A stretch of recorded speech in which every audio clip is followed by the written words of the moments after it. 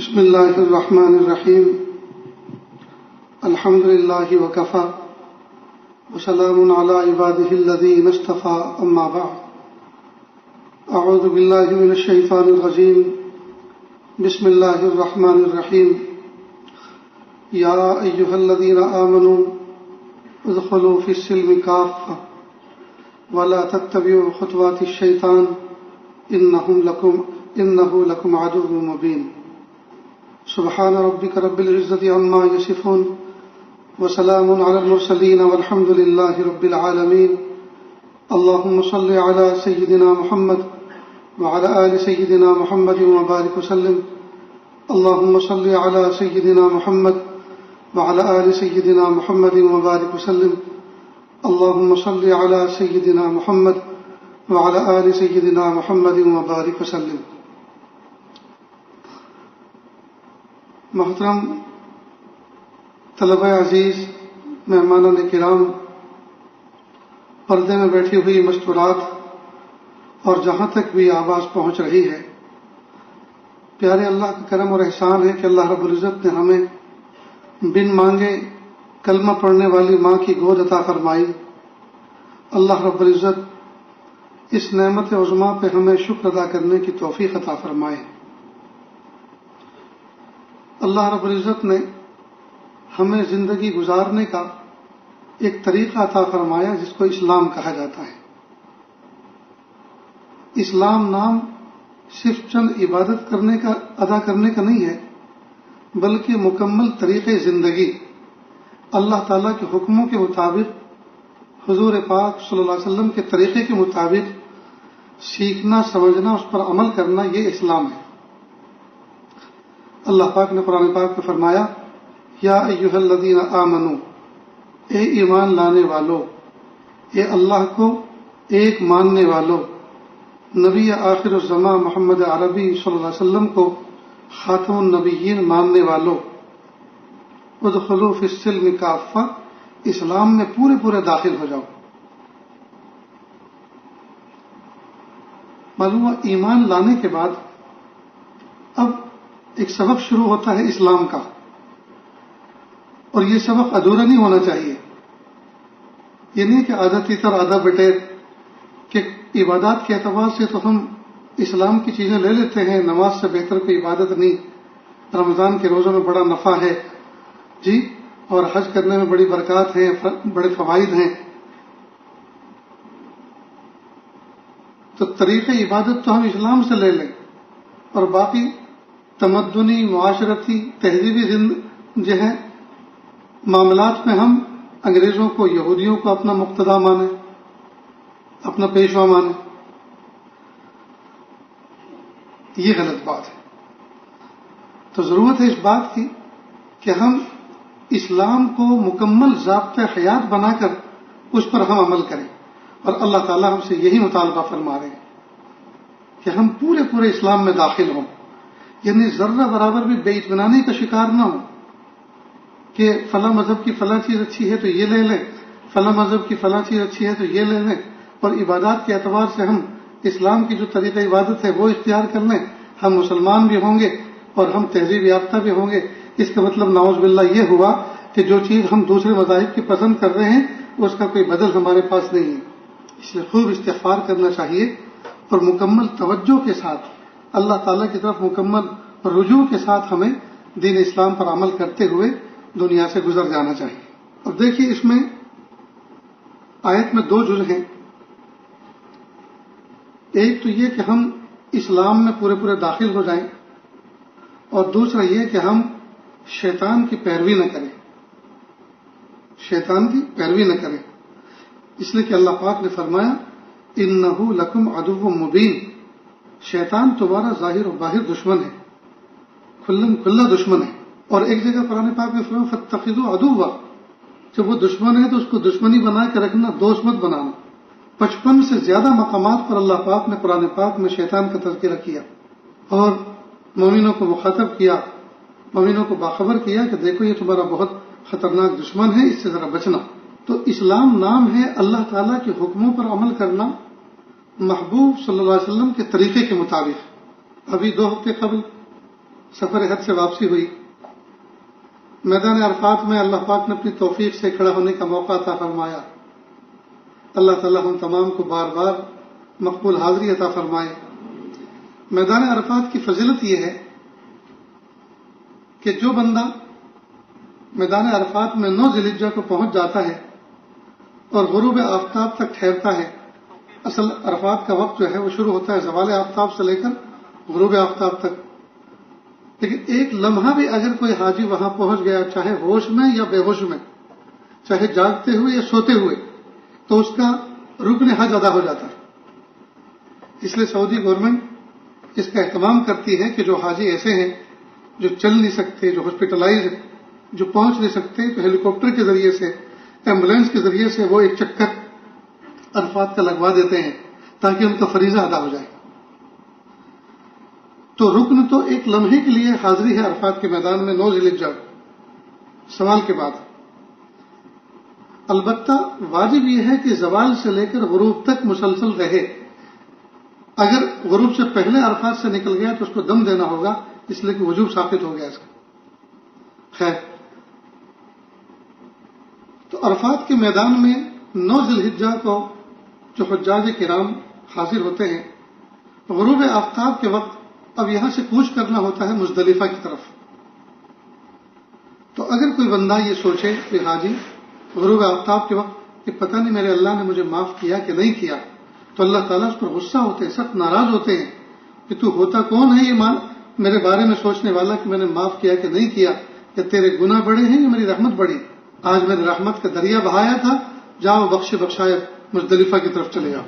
اب جب یہ فضیلت معلوم ہوئی، اب ہم یہ سوچیں کہ بھئی اب تو حج بہت مہنگا ہوتا جا رہا ہے، 8-10 لاکھ روپے میں حج ادا ہوتا ہے، اور ویزا ہے اور ویزا ہے اور نہ جانے کیا کیا اپروول ہے اور کیا کیا چیزیں ہیں، کیا کیا شرائط ہیں. ان پہ تو اترنا ہمارے لیے بہت مشکل ہے. البتہ آف سیزن ہے، نہ حج ہے اور نہ رمضان ہے، آف سیزن چل رہا ہے، تو کیوں نہ ہم کوئی وزٹ ویزا لگوا لیں، یہ اسپیشل عمرے کا ویزا لگوا لیں، یہ شاید 1-1.5 لاکھ روپے ہمارا کام بن جائے گا. تو ہم جاتے ہیں اور عرفات کی فضیلت تو سنی لی. عرفات میں حاجی لوگ تو صرف زوال سے غروب تک رہتے ہیں، ہم تو 2 دن رہیں گے. بھائی کھانا پینا لے کے وہیں جاتے ہیں اور وہیں ٹھہریں گے، وہیں خیمہ لگائیں گے. تو بجائے عرفات کی فضیلت حاصل ہونے کی اور گناہ ہو سکتا ہے. کیوں؟ اس لیے کہ نہ حکم اللہ کا ہے نہ طریقہ رسول اللہ صلی اللہ علیہ وسلم کا ہے. تو اسلام نام ہے کہ اللہ تعالیٰ کے حکموں پر محبوب صلی اللہ علیہ وسلم کے طریقے کے مطابق زندگی گزارے، بندہ عمل کرے. اسی طرح 10ویں ذی الحجہ کو جمر عقبہ، بڑے شیطان کی رمی کرنی ہوتی ہے 7 کنکریوں سے. اس سال اور 2 سال پہلے میں نے اپنے ساتھ میں چلنے والے ساتھیوں کو مکلف کیا کہ دیکھو آج ہم مینا کی طرف سے جا رہے ہیں شیطان کو رمی کرنے کے لیے. مزدلفہ سے مینا ہے، مینا سے اب رمی کرتے ہوئے طواف زیارت کے لیے مکہ مکرمہ جانا ہے. تو پہلے شیطان آئے گا، درمیان میں درمیانی آئے گا اور آخر میں بڑا شیطان آئے گا. بڑے شیطان کی آج رمی کرنی ہے، آج 2 کو چھیڑنا نہیں ہے، آج 2 کی رمی نہیں کرنا، بڑے کی رمی کرنا ہے. تو وداؤٹ رمی ان کے پاس سے گزرنا ہے. تو ذرا ٹائمر سیٹ کرو گھڑی میں اور یہ دیکھو کہ یہاں سے جب ہم چلیں گے اور بڑے شیطان کے پاس جب پہنچیں گے تو اسی وقت دیکھنا گھڑی میں کہ کتنی منٹ سیکنڈ ہوئی. تو آج اب کی بار جس ساتھی نے دیکھا 5 minute 40 second, 5 minute 40 second without رمی. پہلے شیطان سے لے کر تیسرے شیطان تک، تیسرے جمرات تک واکنگ ڈسٹینس اتنا تھا. اس 5 منٹ 40 سیکنڈ کے واکنگ ڈسٹینس میں اتنے عظیم الشان نبی کو، جو اللہ تعالیٰ کے خلیل تھے، اللہ کے دوست، سیدنا ابراہیم علیہ السلام کو 3 مرتبہ شیطان ملعون نے بہکایا. اور کوئی معمولی نبی نہیں تھی، جلیل القدر نبی. جی یہ کوئی معمولی بات ہے کہ بوڑھا باپ ایک بچے کو ذبح کرنے کے لیے لے کے جا رہا ہے؟ یہ عشق اور اللہ کی محبت اور اللہ تعالیٰ کے اشاروں پر مٹنے کی اس سے بڑی مثال نہیں مل سکتی. ایسے موقع پر جبکہ اللہ کی رحمت ان کے دل پر برس رہی تھی اور ملائے اعلیٰ کے فرشتے ٹک ٹکی باندھ کے دیکھ رہے تھے. ایسے موقع پر شیطان ملعون کو پتا تھا کہ یہ بڈھا ماننے والا نہیں ہے، یہ عزم و ہمت والا شخص ہے، یہ اللہ سے محبت کرنے والا شخص ہے، یہ ماننے والا نہیں ہے، لیکن میرا کام ہے بہکانا. ٹھیک نہیں بہکا کوئی بات نہیں، میں تو فیل ہوتا ہی رہتا ہوں، لیکن میں اپنی کوشش تو کروں. لہٰذا اس نے کوشش کی اور 3 بار کی. تو جب اتنے جلیل القدر نبی سے وہ مستغنی نہیں ہوا، وہ ہمت نہیں ہارا، تو میں اور آپ نہ نبی ہیں نہ ولی، ہم تو بیٹھے ہی اس کے راستے میں. لیکن عجیب بات طلب عزیز یہ ہے کہ ہم شیطان کو برائے نام دشمن سمجھتے ہیں کہ وہ دشمن ہے، اللہ پاک نے اس کو دشمن کہا اس لیے وہ دشمن ہے، باقی وہ ہمیں چھیڑتا ویڑتا کچھ نہیں ہے. ہم سے وہ اس کا کیا لینا دینا؟ ہم صاف ستھرے کپڑے پہن کر رہتے ہیں، نماز پڑھتے ہیں، کتابیں پڑھتے ہیں، قرآن پاک پڑھتے ہیں، اور بس ہمیں شیطان کہاں بہکاتا ہے اور ہم کہاں اس کے داؤں میں آنے والے. یہ بھی شیطان کا دھوکہ ہے، یہ بھی تو شیطان کا دھوکہ ہے. بھائی جب اتنے بڑے نبی سے وہ مستغنی نہیں ہوا، بے پرواہ نہیں ہوا، تو ہم تو نہ نبی ہیں نہ ولی، ہم تو اسی کی راہ میں بیٹھے ہوئے ہیں، بلکہ اس کا کام آسان کر دیا ہے. اللہ اکبر. اس لیے پیارے طلبہ عزیز اس بات پر غور کریں کہ اللہ رب العزت نے جب ہمیں فرما دیا کہ وہ شیطان ہے، شیطان تمہارا دشمن ہے، کھلا دشمن ہے، اور اس کو دشمن ہی بنا کے رکھنا، ہمیں چاہیے کہ ہم اس کو اسی کی حدود میں رکھیں، دشمنی ہی سمجھیں، اس سے دوستی نہ کریں، اس کے راستے پر نہ چلیں.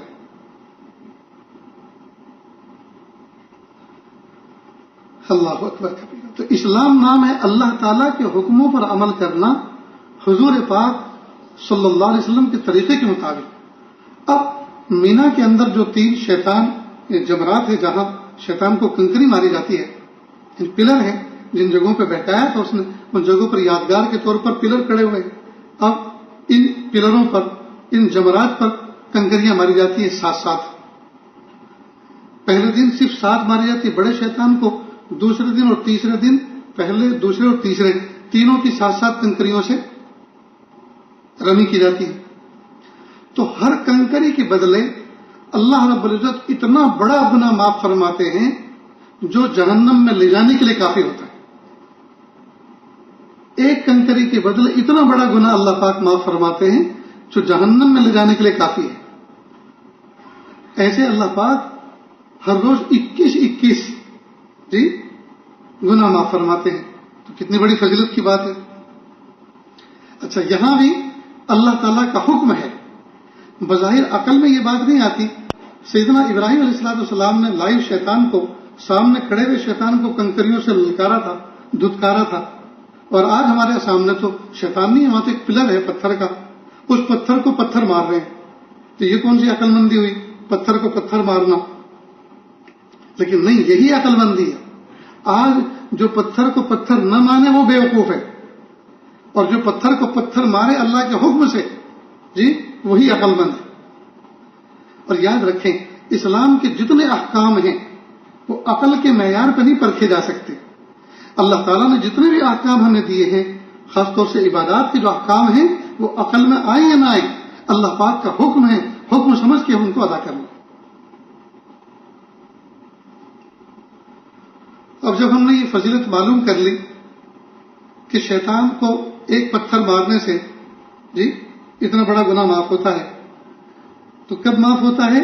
جبکہ حکم اللہ کا ہو اور طریقہ رسول اللہ صلی اللہ علیہ وسلم کا ہو. اور حکم کب ہے؟ 10 ذی الحجہ، 11 ذی الحجہ اور 12 ذی الحجہ. اور 12 ذی الحجہ کو اگر صبح صادق تک رک گئے تو پھر 13 ذی الحجہ. یہ 3-4 دن رمی کے ہیں، ورنہ وہ پلر تو آج بھی ہیں اور گزشتہ کل بھی تھے اور آئندہ کل بھی رہیں گے اور پورے سال وہی ہیں. کوئی سوچے کہ چلو جب اتنی بڑی فضیلت معلوم ہوگی، اب تک ہمیں اس فضیلت ہی معلوم نہیں تھی. تو حجاج کرام جاتے ہیں، وہ تو بہت مہنگا دور ہوتا ہے، تو اب آف سیزن میں جاتے ہیں اور کنکریاں مار کے جاتے ہیں، اور کنکری بھی اسپیشل لے کے جاتے ہیں، بلکہ کنکری کا ہلیل لے کر دبا کر جائیں گے جیب میں اور ہلیل سے فائرنگ کریں گے. تو بجائے گناہ معاف ہونے کے اور گناہ چڑھ جائیں گے. کیوں؟ اس لیے کہ نہ حکم اللہ کا ہے نہ طریقہ رسول اللہ صلی اللہ علیہ وسلم کا ہے. تو اسلام نام ہے اللہ تعالیٰ کے احکام کو حضور پاک صلی اللہ علیہ وسلم کے طریقے کے مطابق انجام دینا.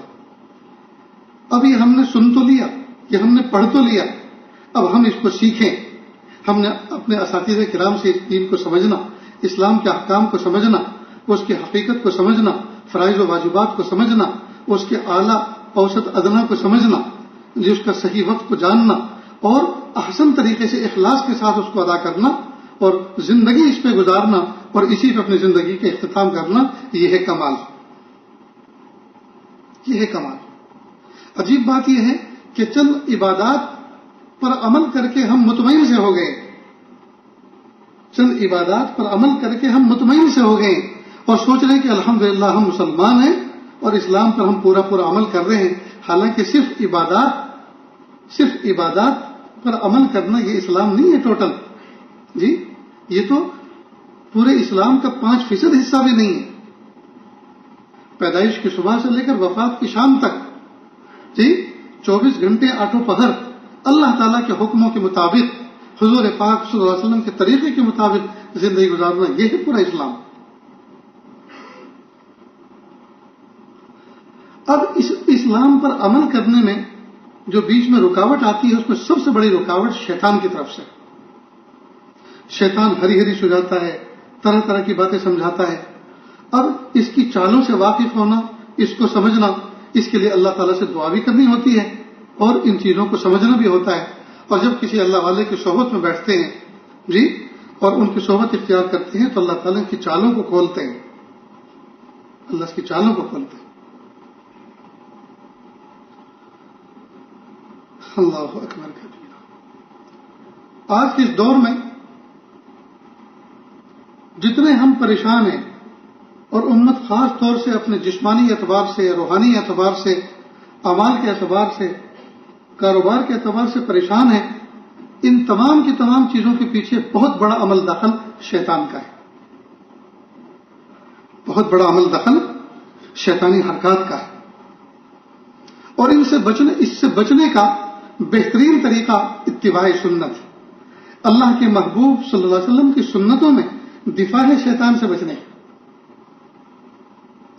دیکھیے رات کو بسم اللہ کر کے جو بندہ دروازہ بند کرتا ہے تو شیطان باہر اور سوچتا ہے کہ نہ میرے لیے اس گھر میں رہنے کے لیے جگہ ہے اور نہ کھانے کے لیے کھانا ہے، باہر رہ جاتا ہے. جب مومن بندہ بسم اللہ کیے بغیر جب بھول کرتا ہے، بسم اللہ نہیں پڑھتا اور دروازہ بند کرتا ہے تو شیطان خوش ہوتا ہے، مجھے رہنے کے لیے، رات گزارنے کے لیے موقع بھی مل گیا اور کھانے کے لیے بھی موقع مل گیا. اب بتائیے جن گھروں کے دروازے رات کو بسم اللہ کے بغیر بند کیے جاتے ہوں اور شیطان وہاں عیاشی کرتا ہو، شیطان وہاں ٹھہرتا ہو اور شیطان ہمارے کھانوں میں شامل ہوتا ہو، بتائیے کہاں سے ہمارے رزق میں برکت ہوگی اور کہاں سے ہماری زندگی میں برکت آئے گی. اور اس کی نحوستیں آئیں گی کہ نہیں آئیں گی گھر میں؟ پھر اس کا تسلط ہوگا کہ نہیں ایک فرد پر؟ پھر آنے والی نسلوں کے اوپر اس کا تسلط ہوگا کہ نہیں ہوگا؟ اور اس کی وجہ کیا بنتی ہے؟ ایک معمولی سی غفلت کہ بسم اللہ کہہ کر دروازہ بند نہیں کیا، اس کی وجہ سے بڑے بڑے نقصان اٹھانے پڑ رہے امت کو. اسی طرح روایت کا مفہوم ہے کہ جب ہم سونے کے لیے، آرام کرنے کے لیے کپڑا نکالیں اور بسم اللہ کہہ کے اس کو کھوٹی پہ لٹکائیں تو شیطان اس کو استعمال نہیں کرتا، اور بغیر بسم اللہ کے اگر لٹکا دیتے ہیں تو شیطان اس کو پہنتا ہے، اس کو استعمال کرتا ہے. کوئی آدمی انتہائی غلیظ قسم کا، انتہائی مجنون قسم کا جی اور جسمانی اعتبار سے پھوڑے پھنسی والا اگر ہمارا لباس پہن لے اور پہن کر پھر واپس دے کہ اب آپ پہنو، تو کوئی بازوق آدمی اس کو پہن سکتا ہے؟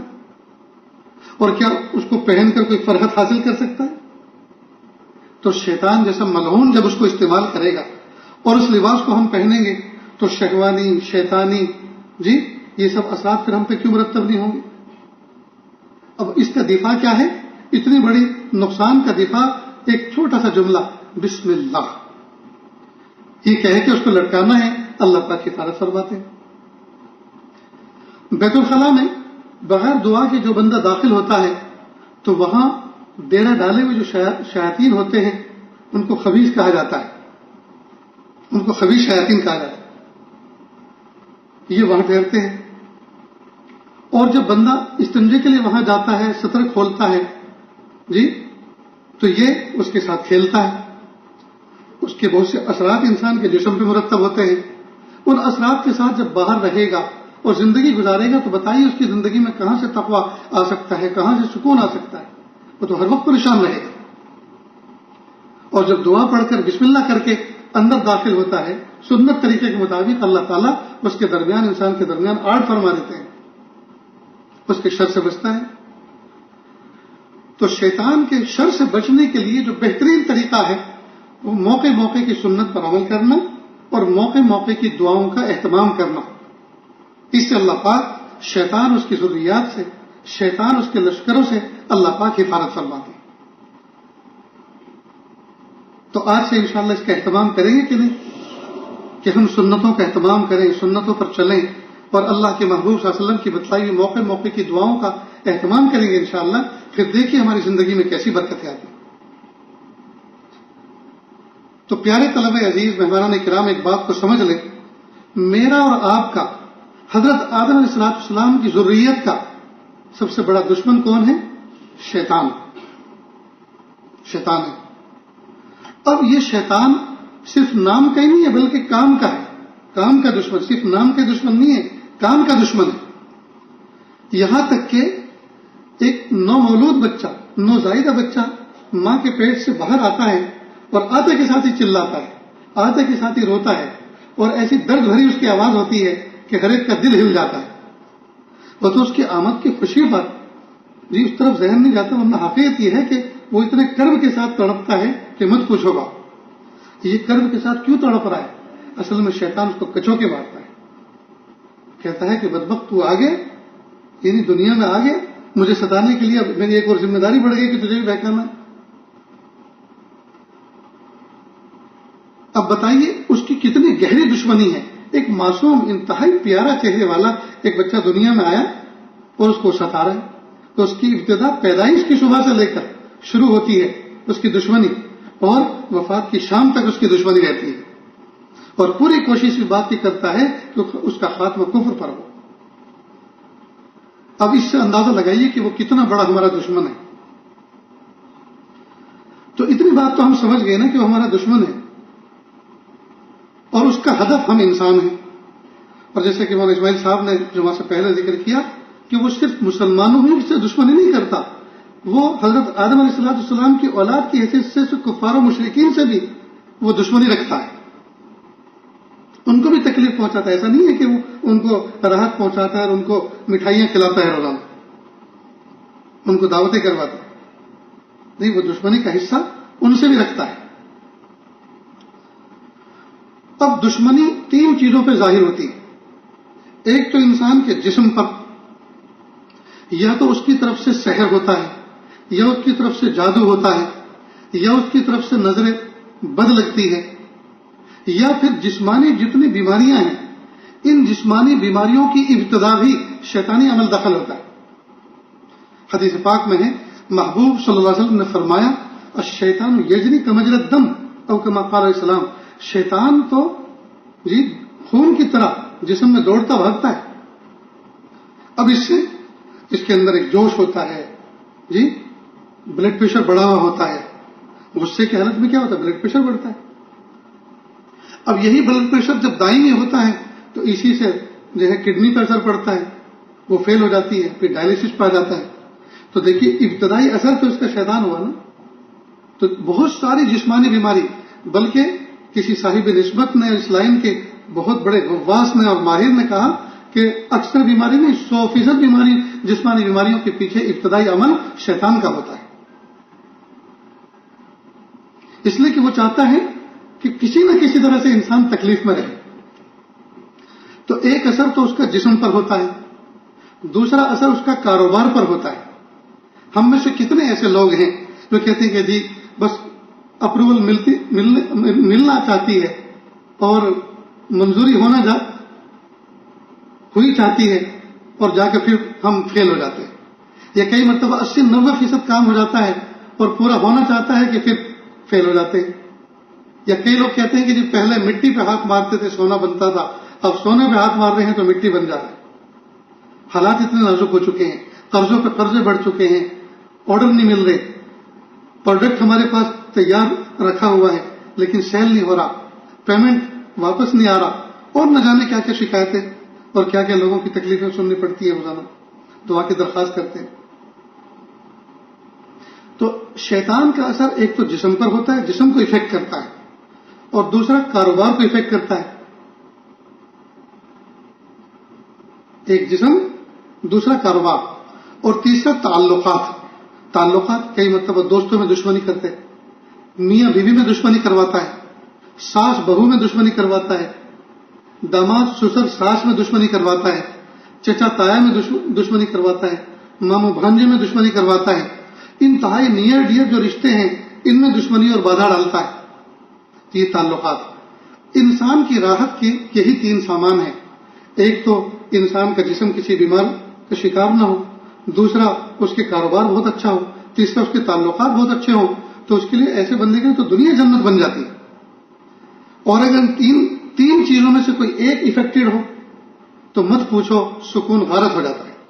یا 2 متاثر ہو, یہ تینوں چیزیں متاثر ہوں تو پھر تو پوچھو مت, دنیا جہنم بن جاتی ہے. اتنی بات سمجھ گئے؟ اس سفر حج میں ایک بڑے صاحب نسبت بزرگ اور اللہ تعالیٰ کی طرف رجوع کرنے والے اور شیطان کی چالوں سے واقفیت رکھنے والے اور دعا اور دم کے ذریعے سے علاج کرنے والے ایک معالج سے ملاقات ہوئی جو پڑوسی ملک میں کسی شہر کے رہنے والے تھے. الحمدللہ ان کے ساتھ کافی وقت گزارنے کا موقع ملا. تو انہوں نے مجھے ایک دعا کی اجازت دی, لیکن اس دعا کو جب میں نے پڑھنا شروع کیا مجھے کیا فائدہ ہوا وہ بھی بتاتا ہوں. اس سے پہلے اپنے ایک بھائی کی ظرافت کی بات بتلاتا ہوں. ہمارے ایک بھائی ہیں حقیقی, انہوں نے کہا کہ جو جتنا بڑا بزرگ ہوتا ہے اس کو استنجے میں اتنی دیر کیوں لگتی ہے, بلکہ انہوں نے یہ کہا کہ میں بزرگوں کے مقام کو پہچانتا ہوں. میں نے کہا وہ کیسے؟ کہ جو جتنی زیادہ دیر استنجے میں لگے اتنا بڑا بزرگ ہوتا ہے. اب یہ بات ہے تو ظرافت کی, لیکن اب حقیقت اس کی سمجھ میں بھی آتی ہے کہ جتنے بھی بڑے ہوتے ہیں ان کو استنجا خانوں میں دیر اتنی لگتی ہے کہ یہی شیطان کو پریشان کرتا ہے. قطرات کی پریشانی شیطان کی وجہ سے تو ہوتی ہے. کئی مرتبہ وسوسے ڈالتا ہے, کئی مرتبہ آگے پیچھے کا, کیونکہ یہ وسوسے سے آگے تک بات پہنچتی ہے, جسمانی امراض تک بات پہنچتی ہے. اور اس میں اس کی حکمت کیا ہوتی ہے بدبخت کی, کہ تاکہ یہ پریشان ہو, ان کا دل دکھے, پریشان رہے کہ دیکھو ادھر جماعت کھڑی ہو گئی, ادھر پوری جماعت نکلنے والی ہے, میں مسبوق ہونے والا ہوں, سب صف اول کی برکات حاصل کر رہے ہیں اور میں پریشان, میں یہاں ابھی کلو کے لیے گھومتا پھر رہا ہوں, میں یہاں استبرائی کرتا پھر رہا ہوں, تاکہ وہ کھڑتے رہے, جلتے رہے.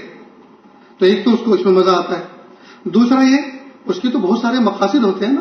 دوسرا یہ کہ ان کی عوام میں مقبولیت میں کمی آئے کہ یہ کیا بزرگ, سارے لوگ تو مسجد میں نماز پڑھتے ہیں اور یہ تو استنجا خانے میں گھومتے پھرتے, یہ تو رکعت نکال کے مسجد میں, صف اول میں تو نماز نہیں پڑھتے تو صف آخر میں پڑھتے, تاکہ ان کی باتوں کی طرف ذہن نہ جائے, ان کی بزرگیت کا معیار لوگوں کے دلوں میں گھٹ جائے.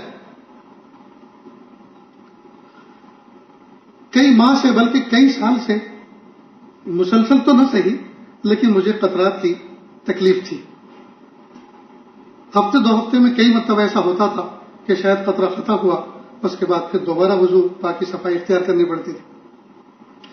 انہوں نے مجھے ایک دعا بتلائی کہ آپ مغرب بعد اور فجر بعد اس کا اہتمام کریں, اور اس کی مجھے اجازت دی, اور میں آپ تمام کو اس کی اجازت دیتا ہوں, بلکہ صرف آپ کو ہی نہیں, آپ جس کو بتائیں ان کو بھی اجازت. آپ انشاءاللہ اس پر عمل کریں. اس کی برکات کہاں کہاں ظاہر ہوں گے, چاہے جسمانی بیماری ہو چاہے روحانی بیماری ہو, اسی طرح چاہے کاروباری تکلیفیں ہوں, پریشانیاں ہوں, چاہے تعلقاتی تکلیفیں ہوں, انشاءاللہ تمام پر اس کا اثر پڑے گا. بہت اہمیت والی دعا ہے اور اہتمام سے اس کو پڑھیں. سب سے پہلے درود شریف, اس کے بعد اعوذ باللہ بسم اللہ کے ساتھ سورہ فاتحہ, اعوذ باللہ بسم اللہ کے ساتھ سورہ فاتحہ, سب ایک ایک مرتبہ پڑھنا ہے. اس کے بعد بسم اللہ کے ساتھ آیت الکرسی، پھر بسم اللہ کے ساتھ تینوں قل واللہ احد، قل اعوذ بالفلق، قل اعوذ بالناس. پھر اس کے بعد ایک چھوٹی سی دعا پڑھنی ہے، یا عزیز یا حمید یا ذل عرش المجید اصرف عنا شر کل جبار عنید. جب اصرف عنا پہ پہنچیں گے پھر سے دعا سنیں، یا عزیز یا حمید یا ذل عرش المجید اصرف عنا شر کل جبار عنید. جب اصرف عنا آپ پڑھیں گے تو اس پہ اپنی تکلیفوں کا تصور کریں، دھیان دیں. یا تو ایک مجموعہ اپنے ذہن میں تصور کریں تو اس کا استحضار کر لیں بس. اس کے بعد آخر میں پھر درود شریف، اور یہ پڑھنے کے بعد دونوں ہاتھوں کو اس طرح سے پھیلائیں جس طرح دعا میں پھیلایا جاتا ہے، اور ان کو تھتکار لیں. یعنی اس پہ ایسا دم کریں جس میں تھوک کے ذرات بھی شامل ہو، اس طرح سے. اور پھر سر کے پیچھے سے لے کے آگے تک پورا چہرہ، اور دائیں بغل کے نیچے سے پورے ہاتھ پر آگے تک، اور اس کو ایسے پھیریں جس طرح سے کسی چیز کو جھاڑتے ہیں ایسے. اسی طرح بائیں بغل کے نیچے سے آگے تک پورے ہاتھ، اور اوپر سے اس طرح سے اس کو جھاڑیں جس طرح سے کوئی گرد وغیرہ یا کوئی کیڑا چڑھ جاتا ہے اس کو جھاڑا جاتا ہے. ٹھیک. پھر آگے سینہ، دونوں مونڈھوں کے اوپر جہاں تک ہاتھ پہنچ سکے. اس کے بعد ران اور گھٹنے کے نیچے والا حصے پنڈلی کے اوپر لے جا کر پنجے تک ہاتھ لے جائیں، اسی طرح اوپر دونوں پیروں. فجر کے بعد یہ عمل کریں گے تو مغرب تک اللہ پاک ان تمام تکالیف اور پریشانیوں سے نجات عطا فرمائیں گے جو 3 چیزوں کو متاثر کرتی ہے، جسم کو، کاروبار کو اور تعلقات کو. اور مغرب بعد پڑھیں گے تو اللہ پاک پوری رات حفاظت فرمائیں گے. تو کریں گے نا انشاءاللہ. بس میں نے اس کو کرنا شروع کیا، تقریباً 15-20 دن ہونے آئے ہیں، الحمدللہ میری قطرات کی تو شکایتیں ختم ہو گئی. پیارے طلبہ عزیز، دیکھو سننا سنانا تو بہت ہو گیا، پڑھنا پڑھانا تو بہت ہو گیا. ضرورت ہے اس بات کی کہ ہم عملی زندگی میں قدم رکھیں، ہم صاحب عمل بنیں. اللہ پاک نے ہمیں اتنا پیارا دین دیا، اللہ پاک نے ہمیں اتنا پیارا قرآن پاک دیا، اللہ پاک نے ہمیں پیارے محبوب صلی اللہ علیہ وسلم کی دعائیں دی، سنتیں عطا فرمائیں جی. اور پھر ہم محتاج رہیں، پھر ہم قسم پرسی کے اندر رہیں. اب تو کوئی نبی آنے والا نہیں ہے نا. نبی پاک صلی اللہ علیہ وسلم نے اپنی حیات طیبہ میں صبح قیامت تک آنے والے انسانوں کو تکلیفوں سے بچنے کے سارے اسباب عطا فرما دیے، طریقے بتا دیے. کمی ہماری ہے کہ ہم ان طریقوں کو محبوب صلی اللہ علیہ وسلم کے بتائے ہوئے طریقوں کے مطابق استعمال نہیں کر رہے. ایک ایک دعا کے اندر، ایک ایک سنت کے اندر ایسی ڈھیر ساری برکات ہیں کہ ہم اس کا ادراک، چونکہ اس کا ادراک آنکھوں سے نہیں ہوتا، بہت سی چیزیں اللہ تعالیٰ حکمتاً بندوں سے چھپا کے رکھی ہوئی ہیں، تو ہمارا اس پر یقین پورا نہیں. اور کوئی ایک آدھ مرتبہ کا آدمی تجربہ بتاتا تو پھر احساس ہو تو کرے یہ اتنے کام کی چیز ہے. تو یہ جو آج کی اس مجلس میں آپ کے سامنے یہ وظیفہ بتلایا گیا ہے، آپ اس کا اہتمام کریں، خود بھی اہتمام کریں. اگر آپ شادی شدہ ہیں، گھر کے اندر بیوی ہیں، ان سے اہتمام کروائیں. بچے ہیں، اگر وہ اس قابل نہیں ہے کہ وہ اس کا تلفظ کر سکے، پڑھ سکے، تو ماں باپ ان کی طرف سے جب کریں اپنے اوپر یہ دم کریں تو ان کے اوپر بھی دم کریں، ہاتھ پھیلا دیں، تو بچے محفوظ رہیں گے انشاءاللہ. تو کتنا پیارا دین ہے، کتنی پیاری تعلیمات اللہ پاک نے ہمیں عطا فرمائی. لیکن دوستو جی، ہم خزانے پہ سانپ بنے ہوئے، نہ خود فائدہ اٹھا رہے ہیں، نالی کا پتھر بنے ہوئے کہ پتھر نہ پانی بہتے ہوئے پانی کو پی رہا ہے اور نہ آگے جانے دے رہا ہے. ہم ایسے نہ بنیں، ہم خود بھی نفع اٹھانے والے بنیں اور ہماری ذات سے دوسرے لوگ بھی نفع اٹھائیں. ہم اپنے گھر میں رہتے ہوئے نہ یہ کہ اپنا حصار کریں، اپنی حفاظت کریں اس کو دعا کو پڑھ کر، بلکہ اس کے ذریعے سے گھر کے جتنے افراد ہیں ان تمام کو بھی اس پر کھڑا کریں کہ یہ اللہ تعالیٰ کی طرف سے حفظ ہے، اللہ تعالیٰ کی طرف سے یہ حصار ہے، اللہ تعالیٰ کی طرف سے ہماری حفاظت کا ایک کوچ ہے. ہم اس کا استعمال کریں تو کریں گے نا انشاءاللہ. تو ہم اللہ تعالیٰ کے احکام پر عمل کریں، محبوب صلی اللہ علیہ وسلم کے طریقے کو فالو کریں، اس کو سینے سے لگائیں جی. اور جتنے عوامر اور نواہی اللہ تعالیٰ کی طرف سے ہم تک پہنچے ہیں ہم اس پر عمل کریں، نواہی سے بچیں اور اللہ تعالیٰ سے دعا کرتے رہیں. اسباب کی دنیا میں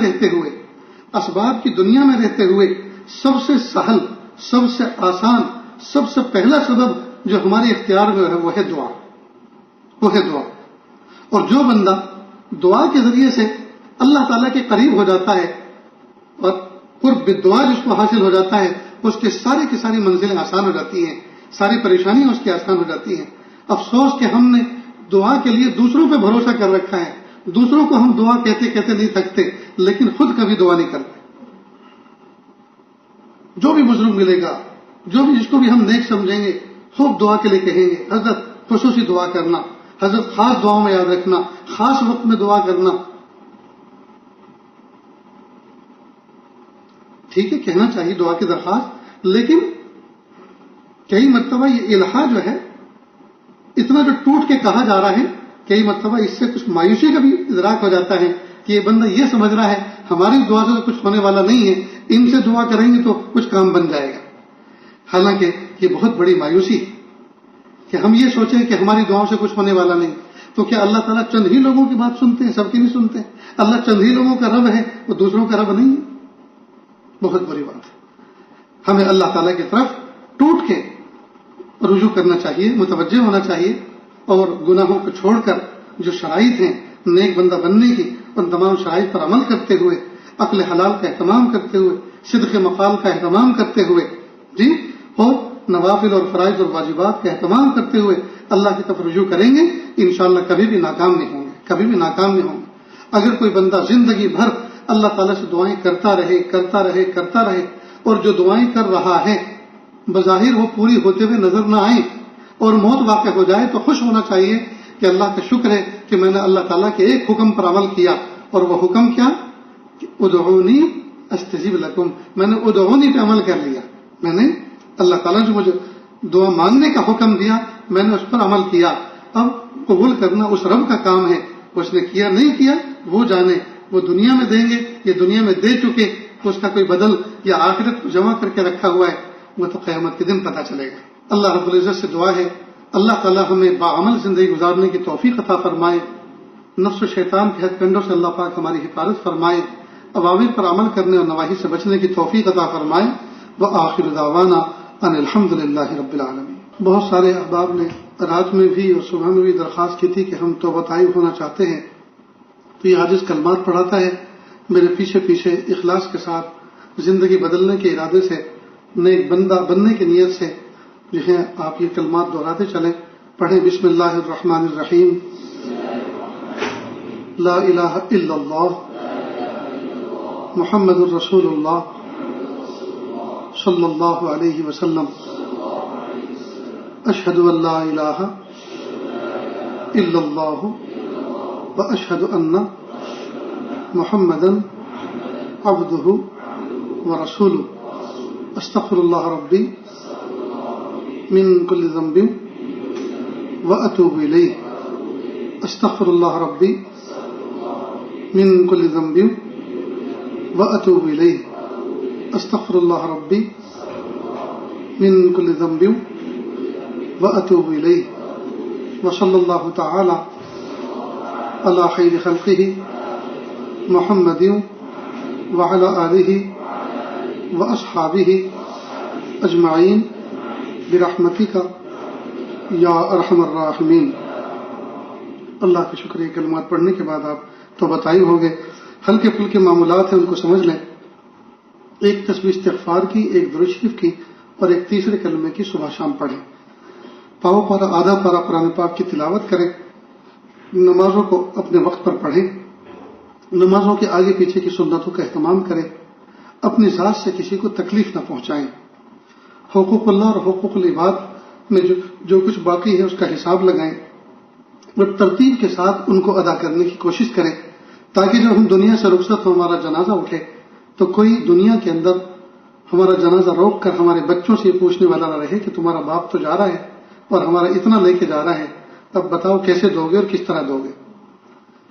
اسی طرح قیامت کے دن میدان محشر میں بھی ہمارا کوئی دامن پکڑنے والا نہ رہے، تو حقوق اللہ اور حقوق العباد کی ادائیگی کی ترتیب بنائیں۔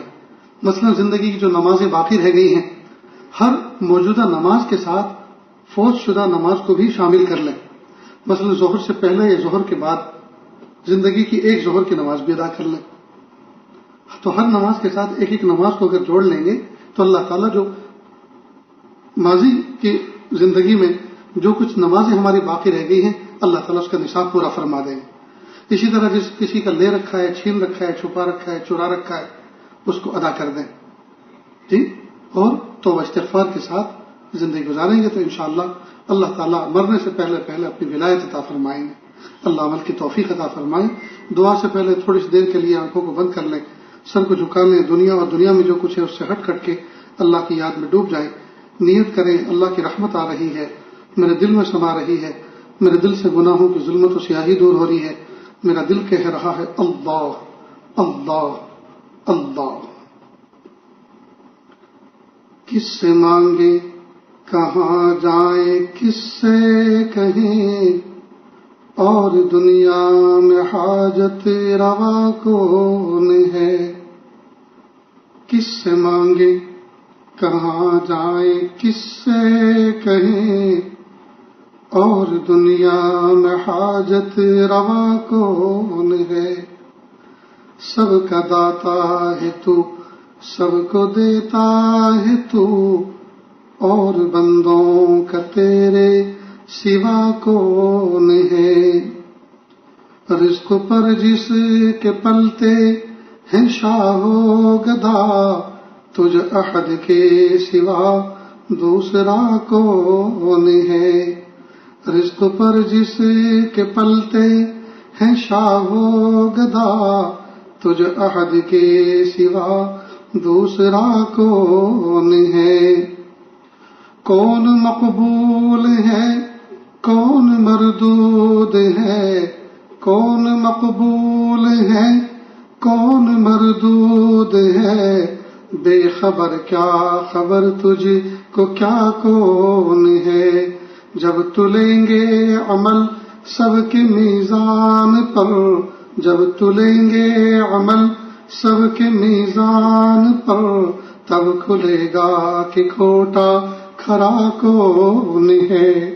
جب تلیں گے عمل سب کے میزان پر، جب تلیں گے عمل سب کے میزان پر، تب کھلے گا کہ کھوٹا کھرا کون ہے.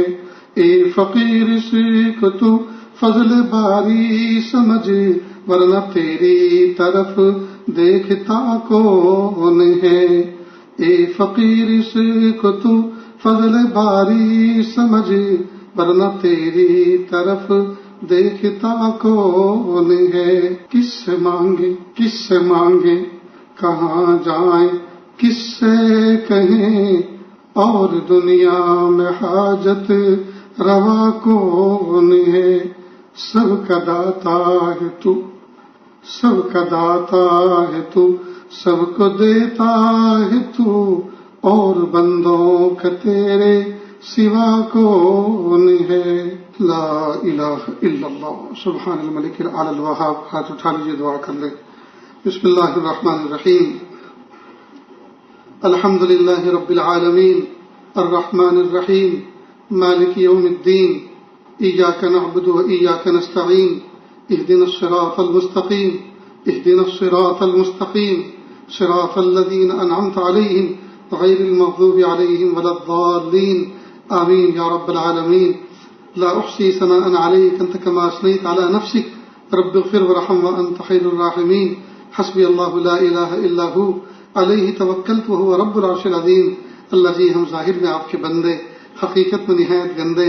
اللہ ہمارے دلوں کی گندگی کو دور فرما، ہمیں اپنی بندگی کا سلیقہ عطا فرما. شرمندگی والے کاموں سے ہماری حفاظت فرما، برے دن سے بری بات سے، بری رات سے برے انجام سے ہماری حفاظت فرما، سوء خاتمہ سے ہماری حفاظت فرما. اللہ جی یہ ہاتھ اٹھائے جانے کے قابل نہیں اور یہ زبان کو سوال کرنے کے قابل نہیں.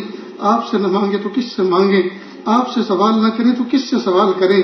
ایک کمزور ایک طبی کے دروازے پر، ایک سائل ایک سخی کے دروازے پر، ایک محتاج ایک غنی کے دروازے پر حاضر ہے. میرے پیارے اللہ معاف کر دیجئے، معاف کر دیجئے، معاف کر دیجئے، معاف کر دیجئے. زندگی کا قیمتی حصہ غفلتوں میں گزر گیا، نہیں پتا زندگی کی شام اب کس گلی میں ہوگی اور کس حال میں ہوگی.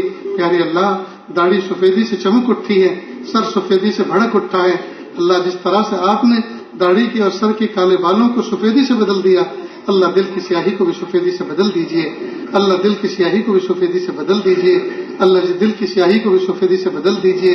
میرے پیارے اللہ، میرے پیارے رب، میرے سونے رب، آپ سچے، آپ کا کلام سچا، آپ سچے، آپ کے فرشتے سچے، آپ سچے، آپ کے نبی سچے، آپ نے سچے کلام کو سچے فرشتے کے ذریعے سے اپنے سچے نبی پر بھیجا، اور اس میں آپ نے فرمایا ادعونی استجب لکم، تم مجھ سے مانگو میں تمہاری دعاؤں کو قبول کروں گا۔ میرے پیارے اللہ، میرے پیارے رب، آپ مانگنے والے بندوں کی مصلحتوں پر غور فرماتے ہیں کہ وہ جو چیز مانگ رہے ہیں وہ اس قابل ہیں یا نہیں ابھی کہ ان کو وہ چیز دی جائے، یہ ابھی دی جائے یا تھوڑا رک کر دی جائے یا اس سے بہتر کوئی چیز دی جائے یا پھر اس کی اس دعا کو محفوظ کر دیا جائے، ذخیرہ بنا دیا جائے اور آخرت میں دیا جائے۔ میرے پیارے اللہ، آپ حاکم بھی ہیں اور حکیم بھی ہیں، جب بندہ آپ سے کوئی مانگتا ہے تو آپ اس کی مصلحتوں پر غور فرماتے ہیں اور ویسا فیصلہ فرماتے ہیں۔ لیکن میرے پیارے اللہ، ہم ایک چیز آپ سے جو مانگنے جا رہے ہیں اس میں آپ مصلحت پر غور نہیں فرمائیں گے، اس لیے کہ وہ تو ہماری فی الفور کی ضرورت کی ہے، یہ اللہ فی الفور ضرورت کی ہے اور ہم سب کی مشترکہ ضرورت ہے۔ میرے پیارے اللہ، آپ وہ ہمیں دے ہی دیجئے، وہ دے ہی دیجئے۔ پیارے اللہ، آپ نے فرمایا ادعونی استجب لکم، مجھ سے مانگو میں تم کو دوں گا۔ میرے پیارے اللہ، آپ ہمیں معافی دے دیجیے، اللہ آپ ہمیں معافی دے دیجیے، اللہ آپ ہمیں معافی دے دیجیے، اللہ آپ ہمیں معافی دے دیجیے، معافی دے دیجیے، معاف کر دیجیے، معاف کر دیجیے، معاف کر دیجیے۔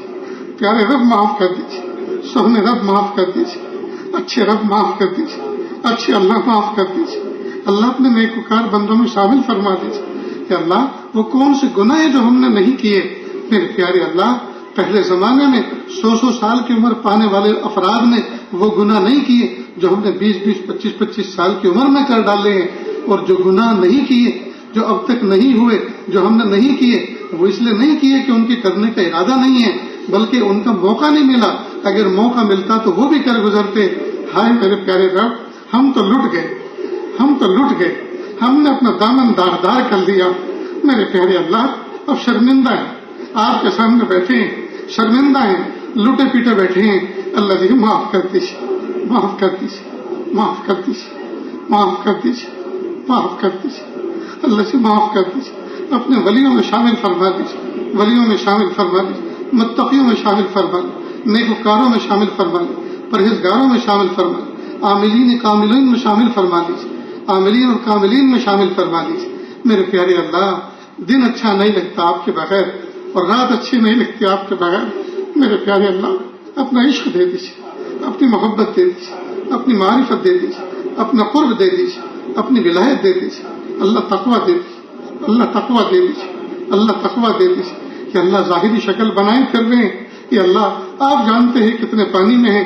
میرے پیارے اللہ، ظاہر کو باطن سے اچھا اور باطن کو ظاہر سے اچھا بنا دیجیے۔ کہ اللہ درنگی سجائے چہرے پہ پھر رہے ہیں، کہ اللہ لوگوں کے سامنے ولی بنتے پھرتے ہیں اور تنہائیوں میں شیطان کو شرما دینے والے کاموں کا ارتکاب کرتے ہیں، کہ اللہ اس درنگی سے نکال لیجئے، یک رنگی عطا فرما دیجئے، یک رنگی عطا فرما دیجئے، جلوت و خلوت کو ایک کر دیجئے، جلوت و خلوت کو ایک کر دیجئے۔